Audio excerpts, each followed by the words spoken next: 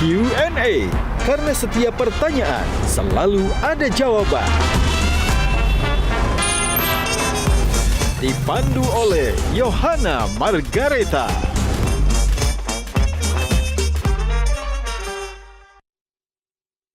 Dipersembahkan oleh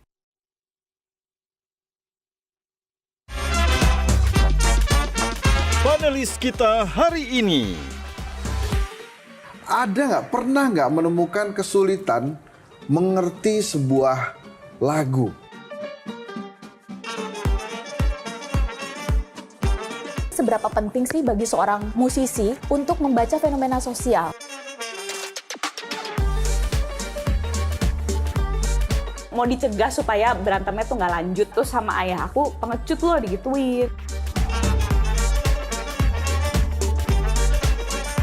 Mas Ikang Fauzi adalah sahabat dari SMA ya Bella ya? Betul sekali. Sekarang ceritakan rahasia yang harus kita ungkap. Kenal dengan Chrisye pada saat saya di SMA. Nah tiba-tiba Chrisye datang ke saya, gue pengen album berikutnya lo yang megang. Sebenarnya ngeband saya tuh ya lebih ke supaya saya bergaul. Yang ada September Ceria, itu aku nggak terima duit sepeser pun. Gajah Duduk dipilih karena sudah lama hadir dalam mewarnai perkembangan berbusana di Nusantara dan telah melekat di hati lapisan konsumen secara turun-temurun. Perkembangan sarung sedemikian pesatnya sehingga sekarang tidak hanya dikenakan oleh pria sebagai outfitnya, karena kain sarung Gajah Duduk menawarkan kenyamanan yang sesungguhnya serta tidak bisa dibandingkan. Hal ini sesuai dengan tagline kita, Legenda Nusantara, bahwa sarung adalah budaya kita, sarung adalah Indonesia.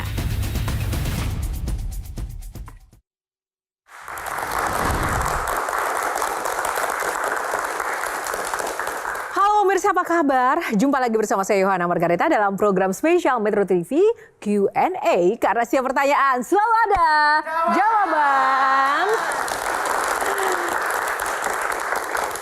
Terima kasih kepada pemirsa yang sudah setia menonton Q&A dan juga terima kasih kepada seluruh penonton, teman-teman mahasiswa yang hadir di studio dari Universitas Pamulang. Tepuk tangan buat teman-teman semuanya, terima kasih. Kali ini tidak akan menyesal datang di Q&A dan menonton Q&A karena kita akan hadirkan bintang tamu yang spesial pada malam hari ini. Dia adalah seorang calling. Nah, apa sih sebenarnya calling? Nanti kita akan cari tahu ya jawabannya.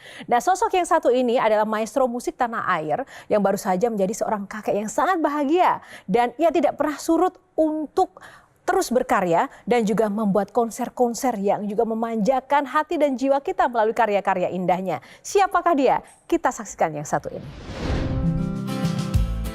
Adi Mulyadi Sumaatmaja, atau lebih dikenal dengan Adi MS, adalah salah satu dari pendiri Twilight Orchestra. Ia hingga saat ini masih memegang tampuk konduktor pada orkestra tersebut. Selain sebagai seorang konduktor, Adi yang dikenal sebagai pianis, pencipta lagu, komposer, arranger, dan sekaligus produser musik ini memiliki bakat musik yang turun dari sang kakek, Muhammad Susilo, seorang violis namun lebih dikenal dengan planolog yang merancang kota satelit Kebayoran Baru.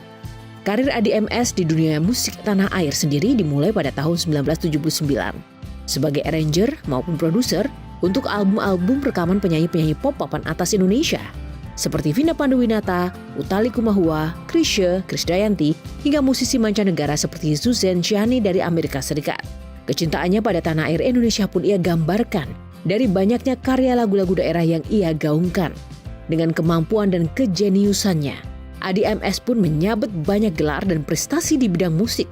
Yang terkini adalah Lifetime Achievement Awards di AMI Awards 2024. Wah, penasaran kan resep sukses maestro yang satu ini? Kita langsung saja tanya pada Adi MS, karena setiap pertanyaan selalu ada jawaban. Ya, itu tadi calling kita. Langsung saja kita akan sambut maestro musisi tanah air kita, Mas Adi MS. Tepuk tangan buat Mas Adi MS.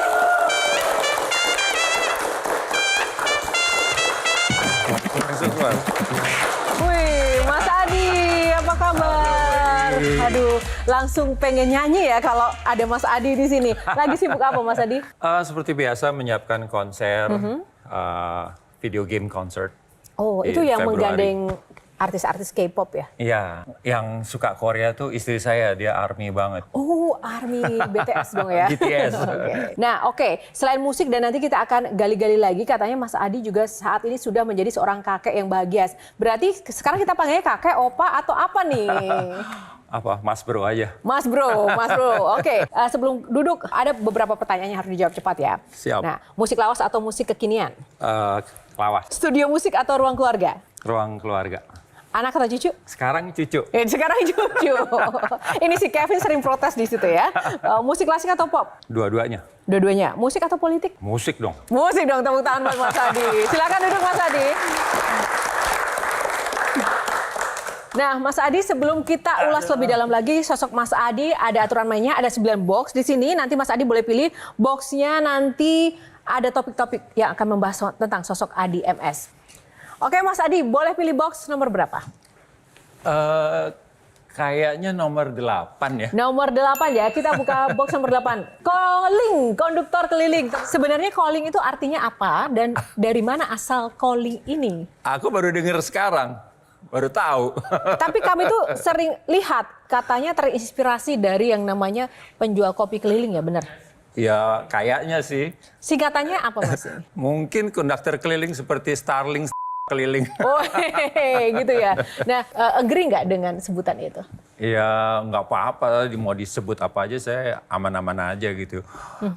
Sebenarnya kalau konduktor keliling itu, konduktor kan nggak harus associated dengan satu orkestra saja. Kadang dia menjadi music director dalam sebuah orkes simfoni gitu ya. Tapi dia kadang-kadang jadi guest conductor di orkes-orkes lain. Jadi pada waktu tertentu konduktor jadi calling juga. Oke, tepuk tangan dong buat Mas Adi. Mas Adi menekuni dunia musik kan prosesnya cukup panjang, tapi saya mau tanya dulu. Sekarang seorang Adi MS di titik ini apakah sudah seperti yang dicita-citakan atau yang diharapkan? Saya ingat saya dari SMA, dari masa muda lah gitu ya. Enggak pernah tuh punya cita-cita tertentu yang spesifik gitu ya. Mungkin saya salah ya. Tapi saya selalu berprinsip hidup itu cuma sekali. Seperti Tuhan kasih kita satu playground, kasih tiket, yuk main. Nanti pada saat tertentu check out gitu ya. Nah, saya ingin pada saat saya menggunakan playground saya ini, saya bahagia aja, simple. Dan itu yang bikin waktu saya harus memutuskan saya teruskan ke perguruan tinggi mana, fakultas apa, saya berantem sama papa waktu itu karena papa ingin saya terus kuliah, saya musik. Kenapa? Karena hanya dengan musik saya bisa hidup bahagia, saya bilang gitu. Papa punya perusahaan, punya pabrik yang ingin aku yang meneruskan. Bahkan ada satu surat wasiat di situ ditulis nanti pulang dari tur ke Solo, ke Jogja sama Kinan waktu itu. Pulang dari situ harus langsung persiapan memimpin perusahaan gitu ya. Saya bilang nggak bisa, saya hidup cuma sekali, saya ingin musik. Jadi sejak itu saya minta sama orang tua nggak usah biayai saya aja. Jadi semua kakak saya itu pasti menikmati perguruan tinggi, ada yang di Philadelphia, Amerika, ada yang di UI, macam-macam. Saya satu-satunya nggak mau terima duit sejak lulus SMA. Dan sejak itu bermusik? Yang penting jangan larang saya bermusik. Oh, tapi apa respon orang tua atau ayah? Awalnya marah, tapi begitu lihat tekad saya begitu, yo karepmu lah, dia bilang gitu. Tangan untuk orang tuanya Mas Adi. Tapi Mas Adi sendiri tahu bahwa saya memiliki bakat atau sense of music itu sejak umur berapa? Saya nggak peduli yang namanya bakat apa segala. Saya merasa lengkap kalau saya bermusik gitu aja. Nah, bermusiknya itu apa sih bentuknya waktu itu waktu Cuma masih kecil? Les piano, terus habis itu saya nggak betah terus mendapat instruksi terus. Saya orangnya pengen bebas gitu ya. Kadang-kadang lagi menekuni sesuatu, ada sesuatu yang lebih menarik lagi, saya bisa belok karena curiosity saya gede banget, pengen tahu ini, pengen tahu itu gitu. Nah akhirnya saya belajar sendiri, termasuk soal bukan piano aja, tapi aransemen, orkestrasi dan sebagainya. Katanya anak band juga ya, kalau dulu ya? Ya anak band, sebenarnya nge-band saya tuh ya lebih ke supaya saya bergaul. Karena kecintaan saya waktu muda itu lebih ke classical music gitu ya, entah piano, entah orkes gitu ya. Tapi waktu sekolah, SMP, SMA gitu ya, kalau bicara soal simfoni nomor sekian, piano koncerto ini nggak nyambung terus gitu. Akhirnya saya ketemu Ikang Fauzi di SMA Negeri 3 Setiabudi itu. Dia kan rocker banget. Udah saya diajak Ikang, kita ngeband. Mainkan lagu rock, Deep Purple, Uriah Heep, apa macam-macam kayak gitulah gitu ya. Sampai begitu lulus, waktu saya tadi bilang berkarir di musik tuh, ada masa tertentu saya membentuk band bersama Reddy Nur dan teman-teman, Sandy Luntungan. Itu bikin staff group namanya, band staff group sama Ikang. Agak-agak rock, agak-agak jazzy sedikit.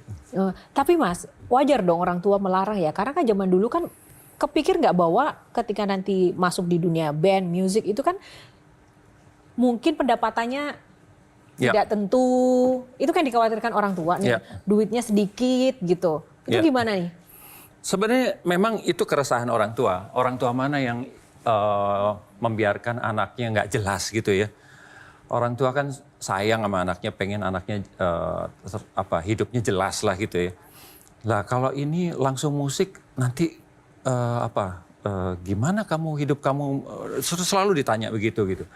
Padahal papa modal dengkul, akhirnya punya pabrik, punya itu segala macam. Istilahnya lu tinggal nerusin gitu. Saat itu malah saya tertantang. Akhirnya saya datangi beberapa musisi senior gitu ya. Cari tahu pola hidupnya gimana, bagaimana menggunakan uangnya dan sebagainya. Akhirnya saya malah makin kuat, makin tekad, makin besar. Karena ternyata saya melihat musisi nggak ada bedanya dengan pengusaha, dengan yang lain-lain. Kalau kita nggak menyiapkan diri dengan asuransi, tabungan hari tua dan sebagainya, ya ada apa-apa ya kita tanggung sendiri.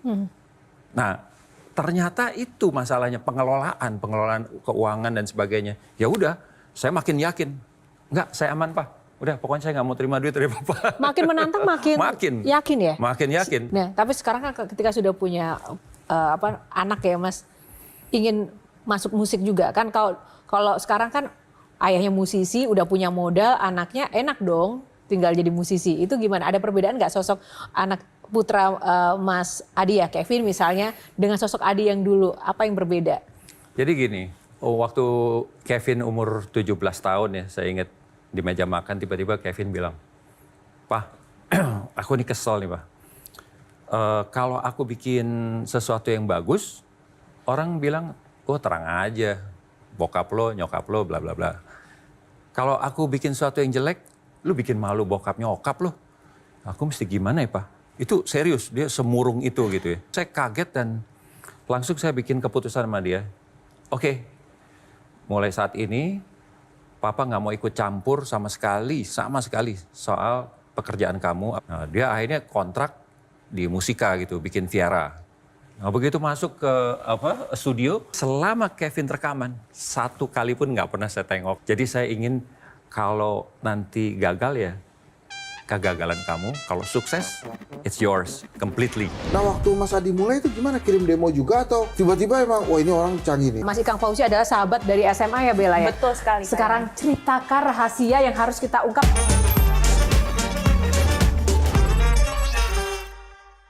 Dipersembahkan oleh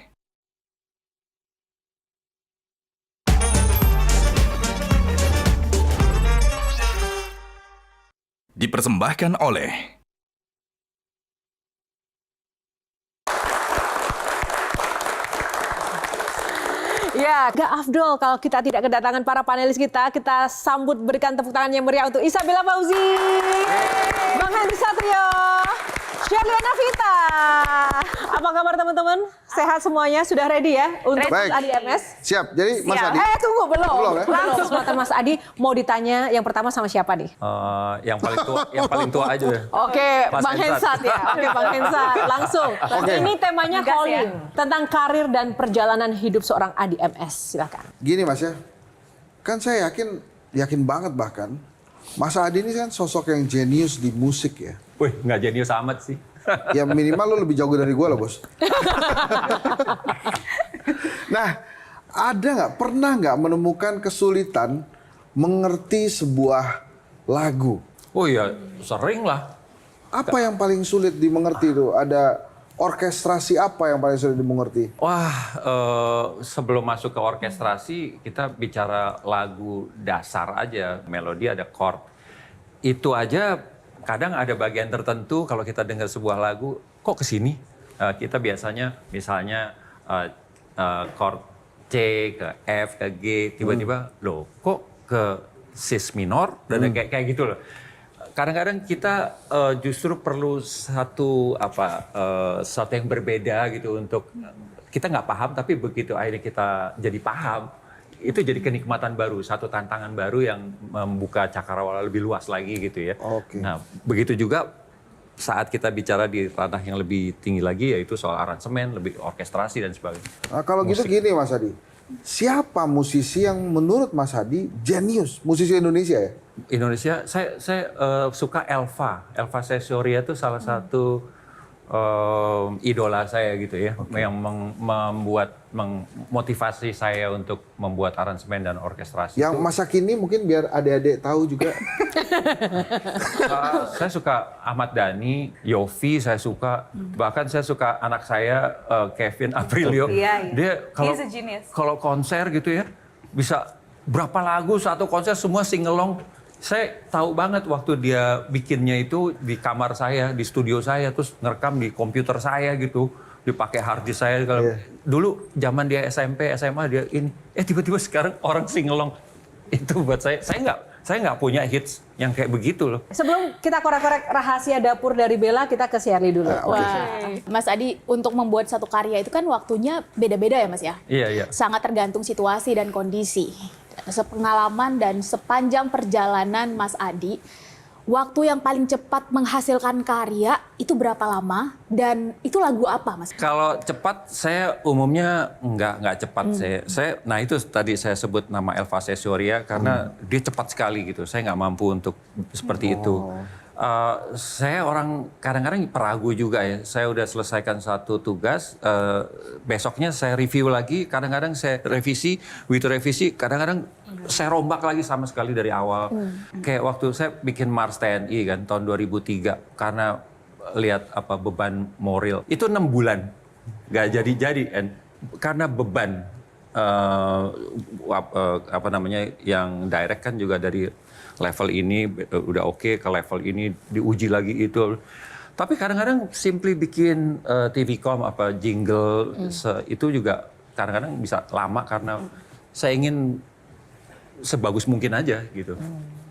Tapi kalau ada satu karya atau lagu yang itu memorable banget, pokoknya bangga banget Mas Adi pernah membuat karya itu apa Mas? Yang mana? Yang saya bersyukur adalah saya diberi kesempatan Allah untuk bikin album Simfoni Negeriku, di mana di situ ada Indonesia Raya yang direkam setelah hampir setengah abad. Rekaman Indonesia Raya itu nggak diutak-utik, jadi kresek-kresek. Akhirnya yang sekarang kita nikmati itu yang saya bikin tahun 97. Tepuk tangan. Jo, ini ada yang menarik nih, sedikit ya. Boleh. Kalau musisi baru, kan biasanya dia ngirim demo tuh ya, Oh ya. ke produser musik. Nah waktu Mas Adi mulai itu gimana, kirim demo juga atau tiba-tiba emang, wah ini orang canggih nih. Tahu udah didapuk gitu ya? Iya udah dapuk, karena di filmnya Chrisye itu kan Mas Adi sudah ada di dalam duluan, di dalam musika itu gitu. Gimana proses sampai masuk terus ngetop gitu ya? Jadi kalau proses Chrisye itu, saya tuh ngefans sama Chrisye karena saya kenal dengan Chrisye dan geng Pegangsaan pada saat saya di SMA. Saya sering main ke tempatnya Chrisye, Kinan, Nasution segala macam. Maka begitu saya di SMA 3 itu di akhir-akhir, apalagi udah lulus itu ya, itu sering diajak main sama mereka. Nah tiba-tiba Chrisye datang ke saya, gue pengen album berikutnya lo yang megang. Jadi album sendiri, yang sendiri. Saya kaget, hah? Nggak enak sama Yoki sama Eros. Lo kan bertiga sama Yoki sama Eros. Gitu. Ternyata mereka udah selesai kerjasamanya. Nah, pengen sama aku. Wah aku nggak berani. Aku kabur aja terus. Aku nolak. Tapi dia terus-menerus datang ke rumah saya gitu. Ngajak jalan. Udah kita jalan. Aduh dia seorang yang humble, yang bayangin idola gitu. Terus jemput saya, terus ngajak jalan gitu. Terus ya saya bilang, Chris kalau misalnya nanti gagal, fail gitu, jangan salahin loh. Aku udah bilang loh, aku nih ya newbie gitu ya, apa namanya, apa yang bisa diharapkan gitu ya. Nah, oke, langsung saja ya. Papanya Bella, Mas Ikang Fauzi adalah sahabat dari SMA ya, Bella ya? Betul sekali. Sekarang ceritakan rahasia yang harus kita ungkap dan kita dengarkan, orang lain nggak pernah tahu, hanya di Q&A. Silakan. Ayah sama Om Adi tuh waktu zaman SMA punya grup band namanya Staff kan. Dan Om Adi MS ini juga salah satu arranger di album pertamanya Ayah ya. Ya. Ya, Selamat Malam tahun 1984 itu. Terus yang bikin aku penasaran nih, kalau misalnya dilihat zaman Om Adi SMA dulu gitu kan, bandnya itu kan sebenarnya Staff genrenya lebih ke jazz fusion ya Om ya. Yeah. Ya, format band lah gitu. Terus melihat Om Adi sekarang gitu punya Twilight Orchestra dengan warna musik yang ya lebih orkestra lah gitu ya, klasik ya, lebih mendekati klasik. Boleh diceritain nggak sih Om perjalanan Om menemukan jati diri sampai akhirnya mantep nih, gue menemukan warna gue kan?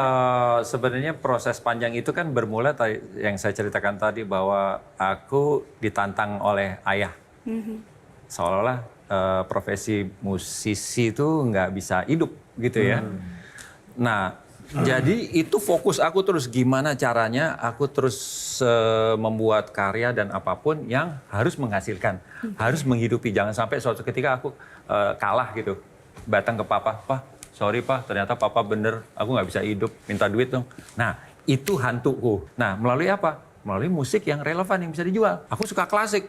Nah, waktu saat itu susah mikir gimana hidupnya gitu. Ada yang hebat bisa, aku nggak mampu. Akhirnya masuk ke industri rekaman, bikin album Vina Panduwinata, bikin Utha Likumahua, Ikang Fauzi, Itu sebelum era Twilight ya Om ya? Sebelum Twilight Orchestra. Nah, terus, dan itu nggak mudah. Album pertama yang aku bikin untuk Vina itu, yang ada September Ceria, itu aku nggak terima duit sepeser pun. Dikasih duit, tapi aku bilang, ini penyanyi bagus, ini harus orkestra, karena passion aku orkestra. Passionnya di situ.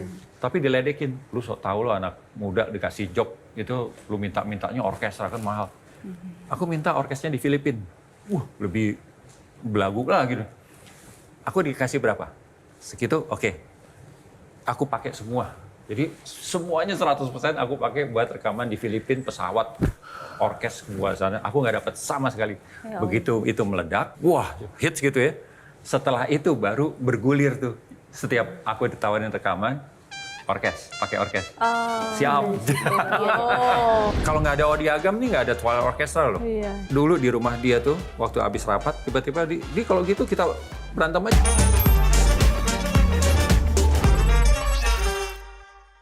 Dipersembahkan oleh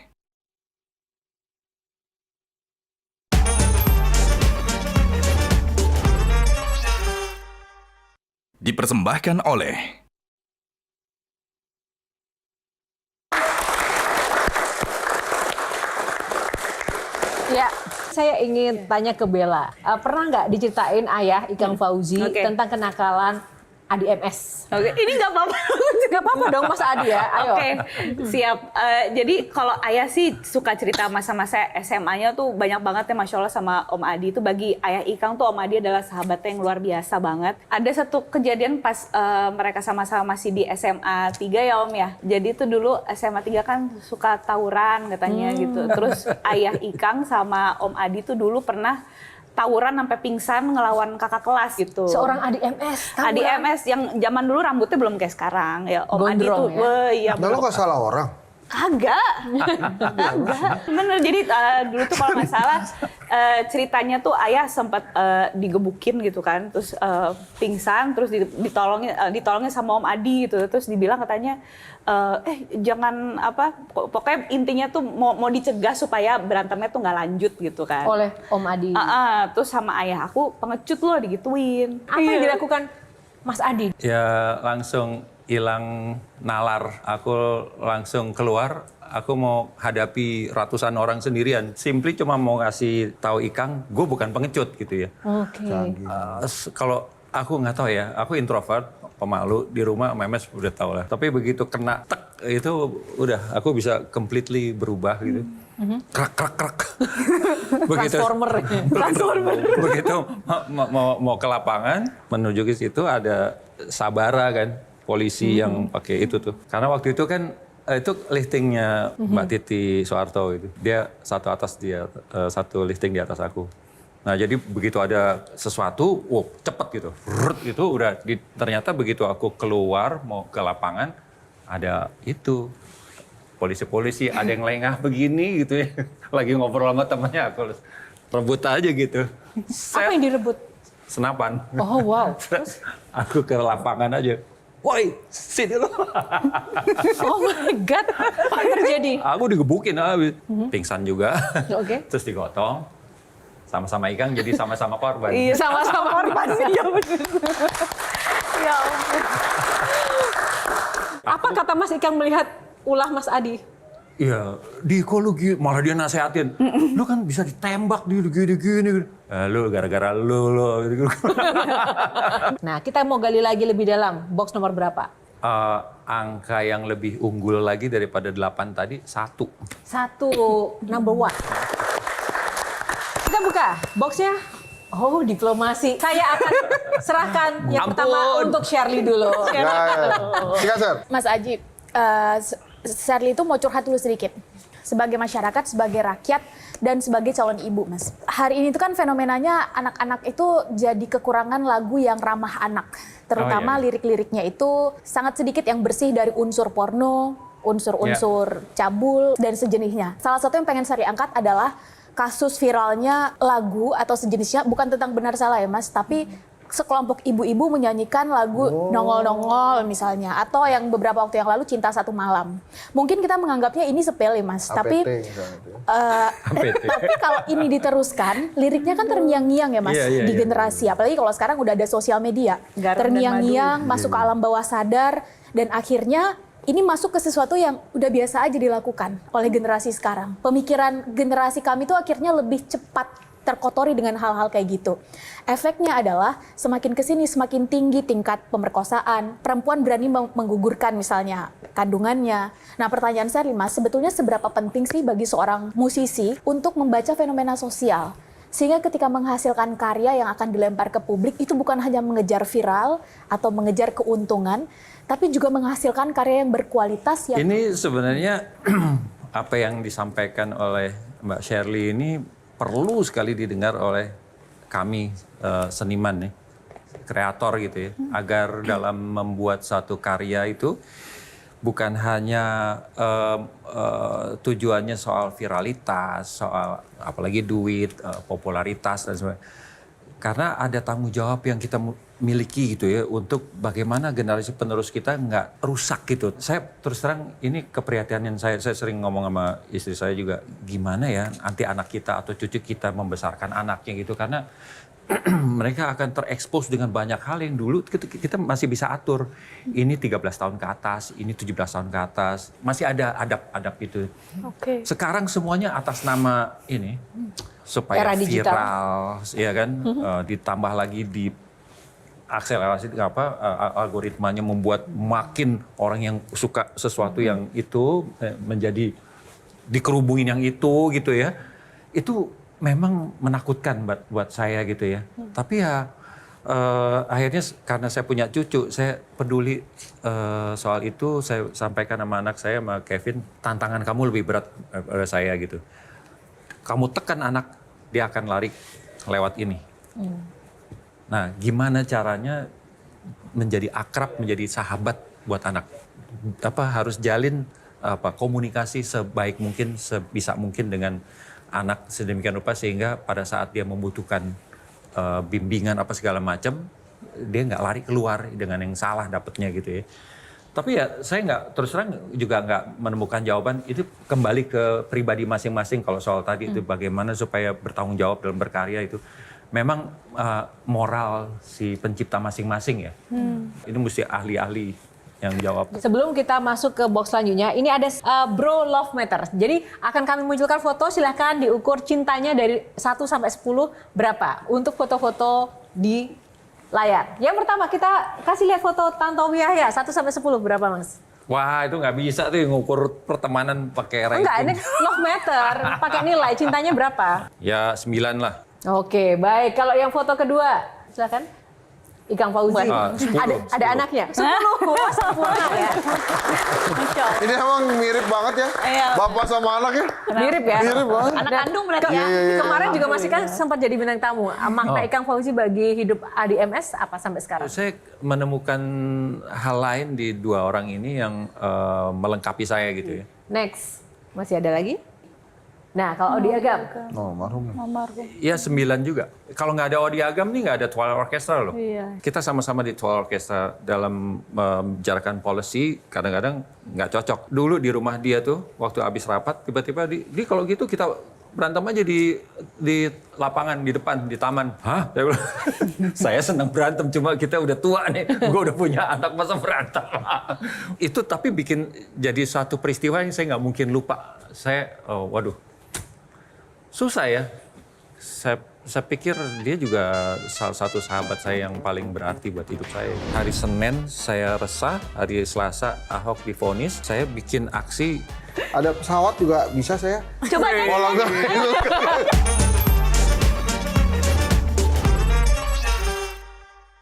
Dipersembahkan oleh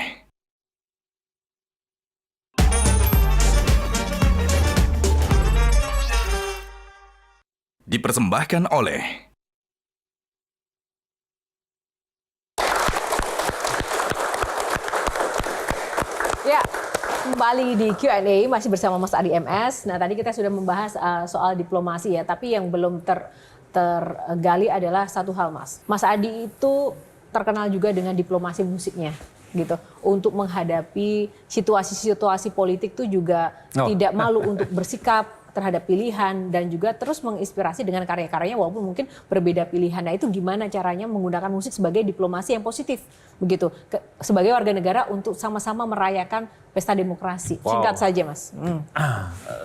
Saya pernah tertarik sekali di pusaran politik tapi sekarang enggak ya. Pernah mau masuk politik? Oh enggak mau. Saya ditawarin berapa kali masuk ke partai nggak pernah mau. Karena bukan dunia saya ngerasa saya nggak cocok gitu.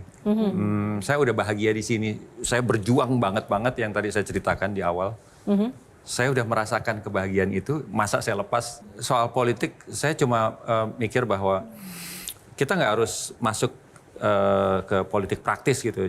Kita mempraktekkan, kita masuk ke dalam gitu. Tapi semua orang, semua tanpa kecuali harus peduli politik. Karena seperti Bertolt Brecht, orang Jerman tuh mengatakan orang yang orang nggak tahu, dia bilang saya buta politik. Orang yang buta politik dia nggak peduli politik. Padahal harga bahan makanan, kesehatan, fasilitas kesehatan, semua kehidupan di sekeliling kita ya. Kita yang ngeluh ini ngeluh itu, semuanya tuh awalnya tuh keputusan politik.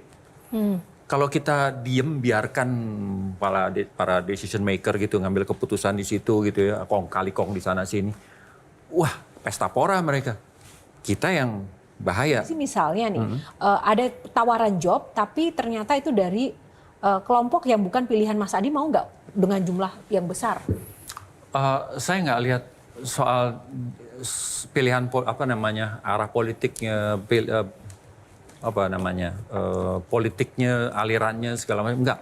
Saya melihat setiap ditawari itu pastinya soal angka. Jangan salah, saya berapa kali main bukan kita dapat duit, kita keluar duit. Jadi uang perlu tapi bukan itu satu-satunya. Ada hal lain dan bukan soal politik nih, bukan pilihan saya, enggak gitu. Tapi lebih lihat ini kemana nih, mau dibawa kemana nih, temanya apa gitu. Dulu waktu saya dukung Ahok, saya ingat dulu, saya merasa bukan soal begitu dia mau divonis, saya melihat bahaya yang bukan soal Ahok lagi nih, soal bangsa yang udah dipecah belah oleh kepentingan politik. Kepentingan politik. Itu saya resah gitu ya. Hari Senin saya resah, hari Selasa Ahok divonis. Senin itu saya bikin aksi nyanyi bersama di Balai Kota gitu. Saya bikin WA, ngundang siapapun penyanyi yang merasa paduan suara gitu. Saya tunggu merah putih itu dress code. Hari Rabu subuh pagi gitu. Jadi dalam waktu 1,5 hari terkumpul lebih dari 10.000 orang. Cuma dari WA ini. Apa Terus saya tujuan mimpin itu? nyanyi Indonesia Raya. Saya nggak ngomong soal Ahok apa segala macam. Saat itu NKRI, yang merah putih, kita harus bersatu sama sekali. Jadi waktu itu saya ajak nyanyi Indonesia Raya, Rayuan Pulau Kelapa, sama Mars Pancasila. Habis itu udah selesai, itu kan jam 7. Jam 8 didatengin orang Metro TV. Kami ada program tetap setiap jam 8 live gitu. Boleh diulang nggak? Oke. Saya tanya sama masa gitu. Itu unik, mereka semua merah putih gitu ya. Mau nggak nih ada Metro TV minta jam 8? Mau. Udah nggak pulang. Terus nyanyi kedua kali. Wow. Silakan box yang keberapa selanjutnya. Box. Ya supaya enak nih. Ujung sana, ujung sini. Yang ujung sini belum ada 6.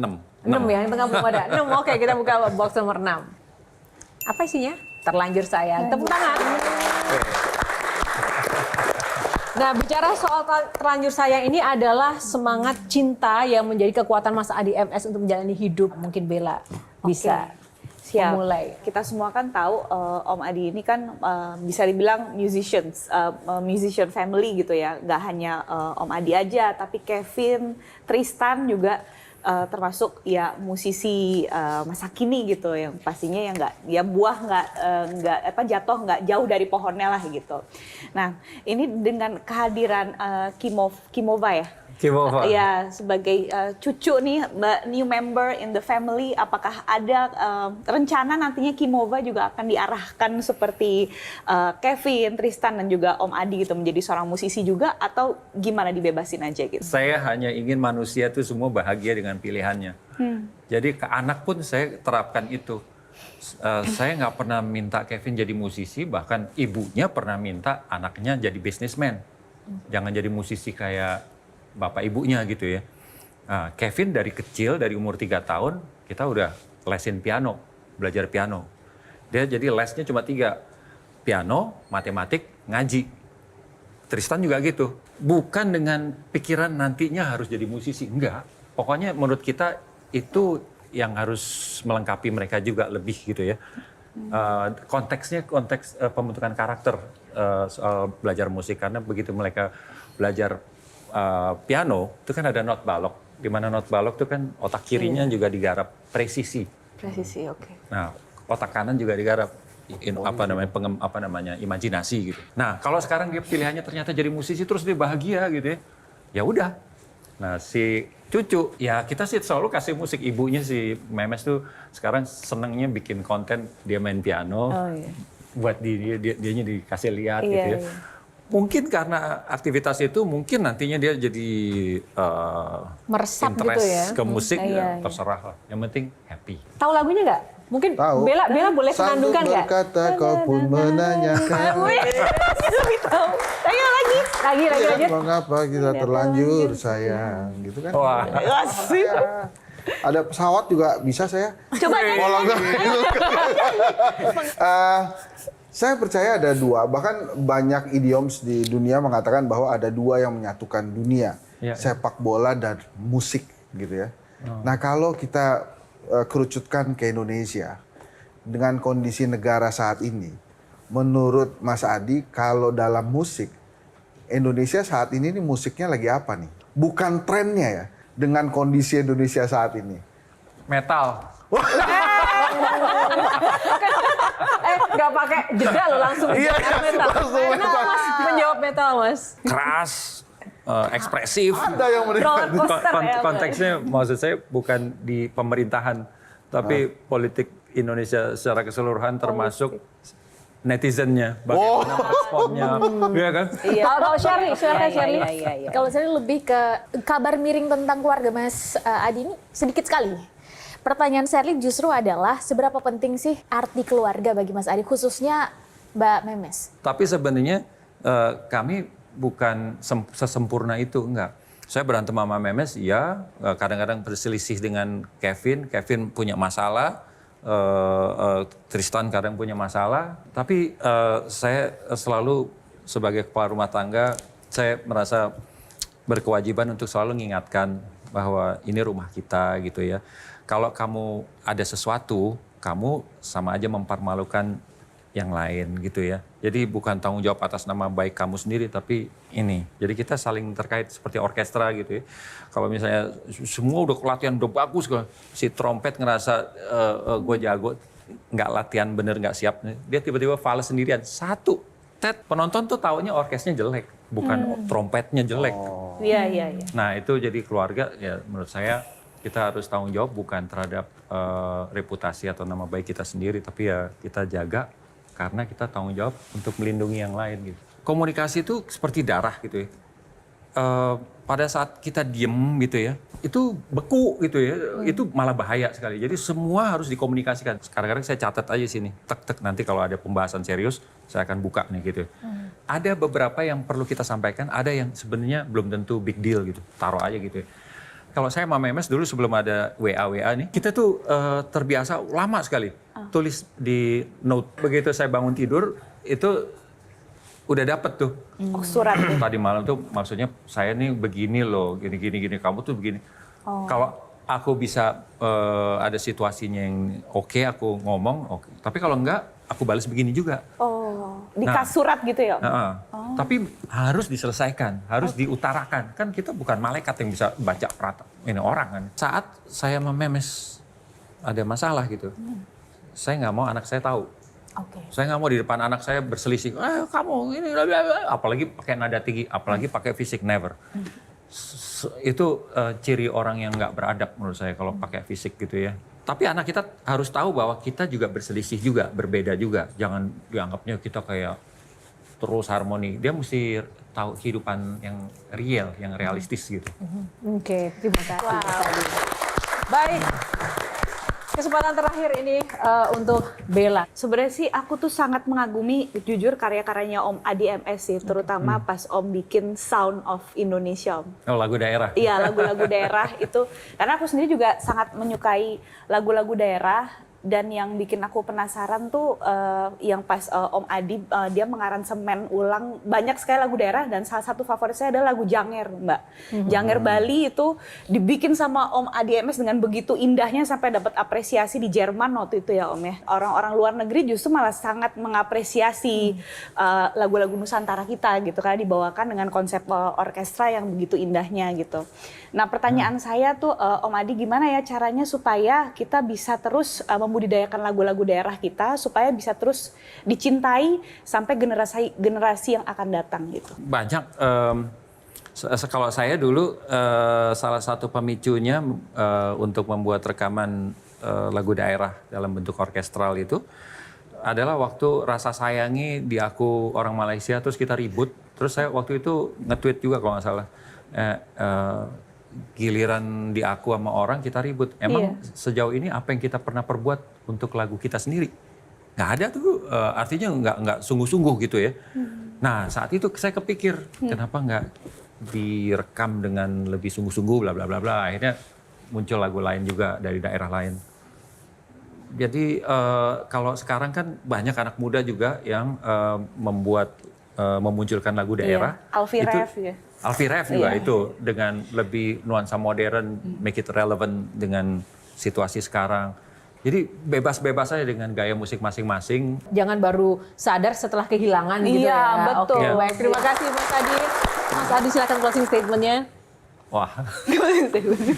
Closing statement, terima kasih buat Metro TV dan Q&A yang selalu memancing narasumbernya di sini untuk berbagi dan menginspirasi. Mudah-mudahan apa yang kita udah sampaikan barusan bisa sedikit menginspirasi teman-teman di rumah. Terima kasih Mas Adi waktunya.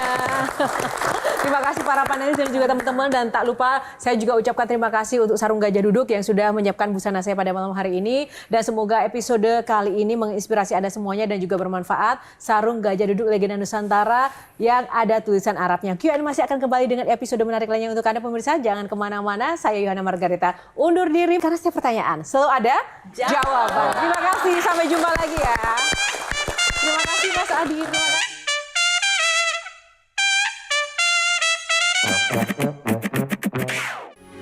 Metro TV.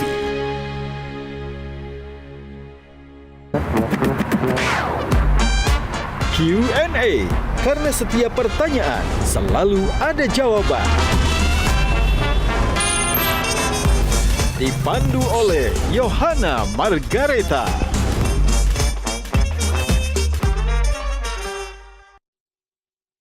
Dipersembahkan oleh